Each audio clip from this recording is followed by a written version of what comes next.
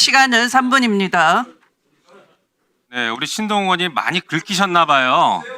예, 그 한덕수 대통령 만들기 프로젝트의 한 축을 담당했던 국민의힘 의원으로서 많이 긁히셨나 봅니다. 뜨끔했죠, 뜨끔. 아주 창피해 죽을 것 같죠? 지금 얼굴도 못 들 것 같습니다.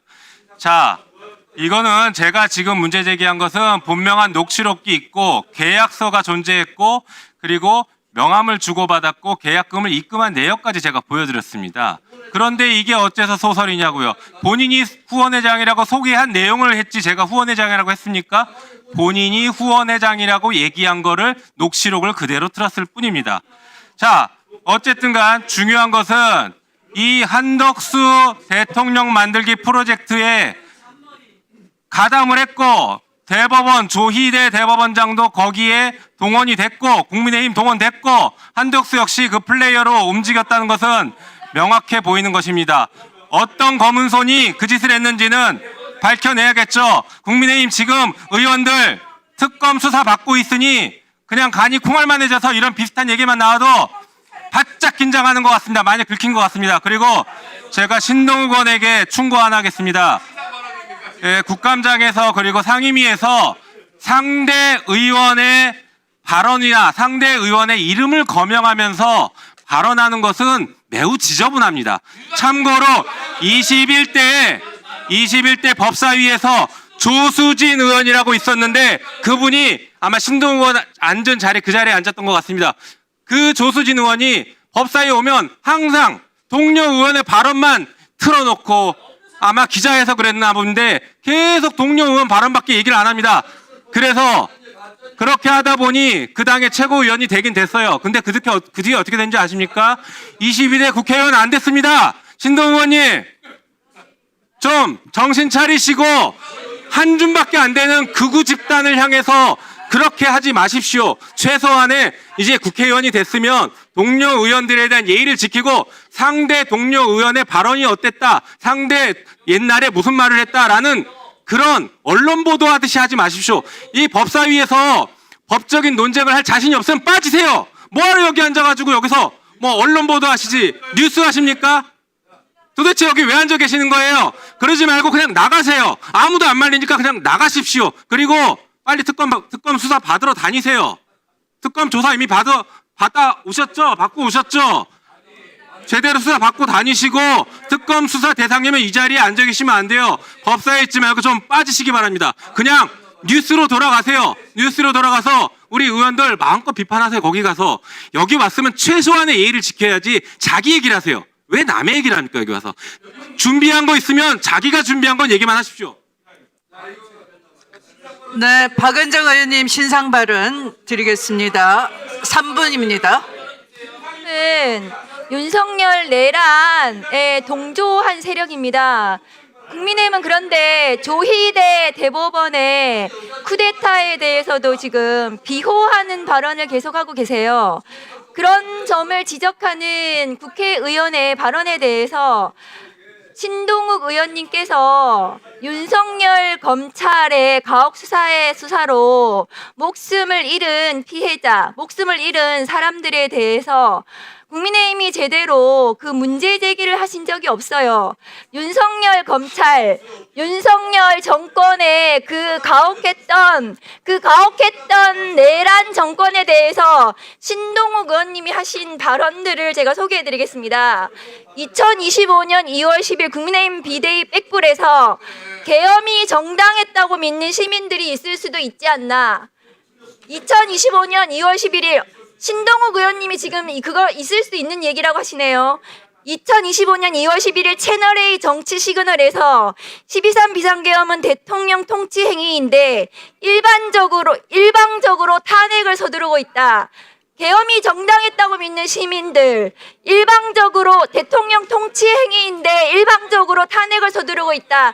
이런 발언에 대해서 본인이 반성하세요. 반성을 해야지 어디 다른 의원들의 발언에 대해서 모욕적으로 공격을 합니까? 이런 발언을 한 것이 부끄럽지 않으세요? 국민들을 위해서 국회의원이 정치를 해야지 누구를 보고 정치를 합니까? 극우, 윤호개인 이런 사람들 보고 정치합니까? 이 내란에 동조한 자신의 과거에 대해서 본인이 반성 없이 윤석열 정권에 복무했던 본인의 과거에 대해서 반성 없이 무슨 다른 동료원들이 지금 조희대 대법원의 사법 쿠데타에 대해서 문제 제기하는 것에 대해서 비호를 합니까?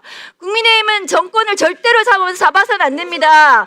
왜냐? 이게 소설입니까? 이게 소설이냐고! 이게 소설입니까? 이거는 진짜니까 답변을 하세요. 그럼 해명을 하시라고요. 이거에 대해서는 답변을 하세요. 답변을 하세요. 이게 잘했는지 이게 맞습니까? 그러면 이게 맞습니까? 이게 맞냐고요. 말이 되는 소리예요. 이게 본인이 한 말이에요. 신동욱 의원님이 하신 말씀이에요. 본인이 하신 말씀이라고요.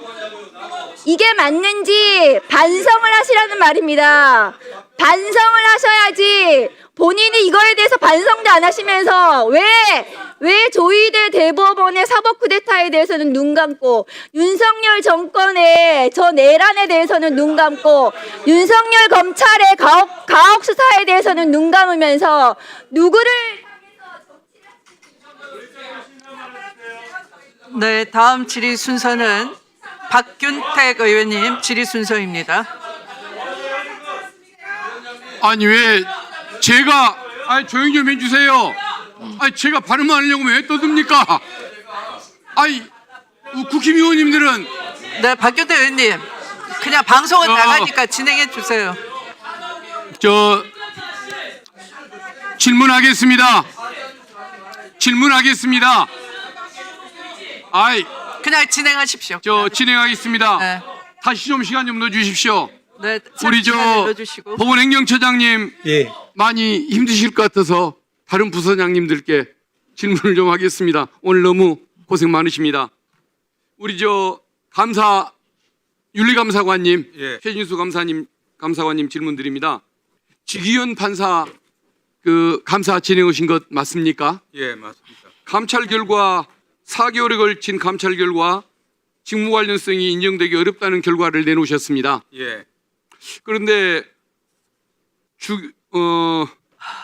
지기현 판사가 술 접대 의혹이 처음에 제기됐을 때는 삼겹살에 소주만 마셨다라고 얘기했습니다. 사진이 공개되니까 술집에는 갔지만 사진만 찍고 나왔다고 얘기를 했습니다. 그런데 감사관실 발표 자료를 보니까 감사를 받을 때에는 술집에 가서 그 유흥주점일 텐데 거기 가서 2잔만 마시고 나왔다 이렇게 얘기한 것 같습니다. 그게 말이 3번이나 바뀌는데 그걸 그대로 내버려 두십니까? 그리고 지기현 판사는 윤석열 구속 취소 청구 당시에 바꿨던 핸드폰을 석 달 만에 이 접대 의혹이 제기되니까 또 핸드폰을 바꿨습니다. 이런 부분을 보시고서도 면죄부를 주고 싶다는 생각이 드셨습니까? 의견 좀 주십시오. 예. 그 관련자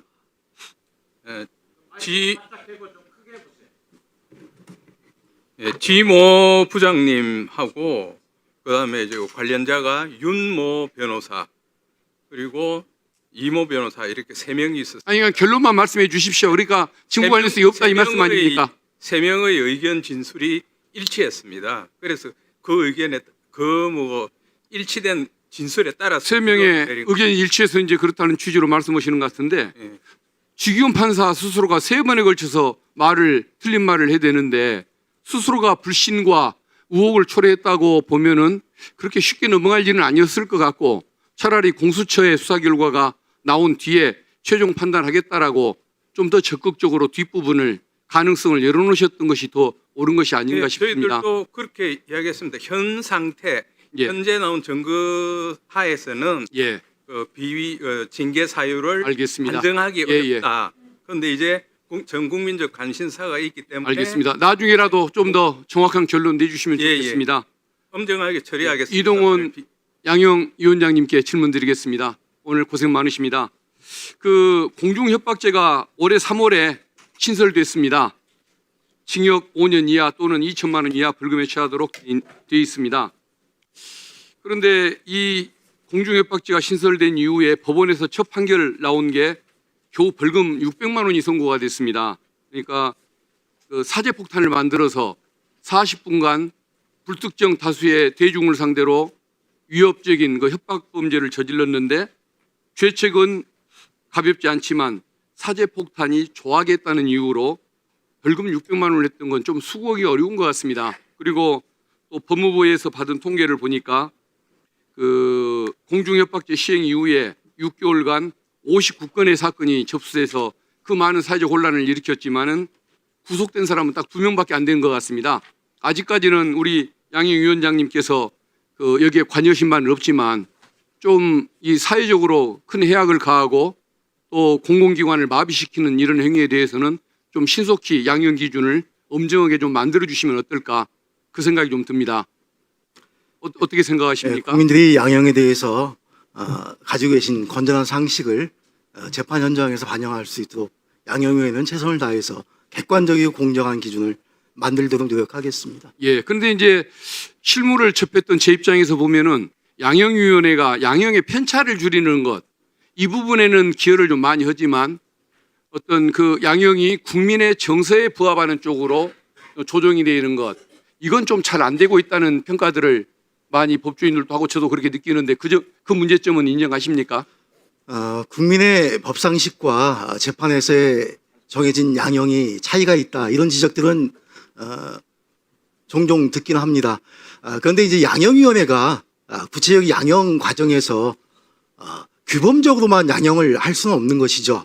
그러니까 일반 재판 현장에서 현재 어떤 재판이 어떻게 벌어지고 있고 어떤 양형이 되고 있는지 그것을 이제 규범적으로만 판단하기는 어렵기 때문에 지금 방금 말씀하신 공중협박죄 같은 것도 아직은 그 초기 상태에 있습니다. 그래서 점차 양형의 현상을 보면서 좀 더 조사 분석해서 적정한 양형이 위원장님 말씀을 저는 그대로 동의하기 어려운 게 말씀입니다. 국민들이 생각하는 양형 기준은 이게 얼마나 우리 국민들이 공감할 수 있는 양형이 선고되는지,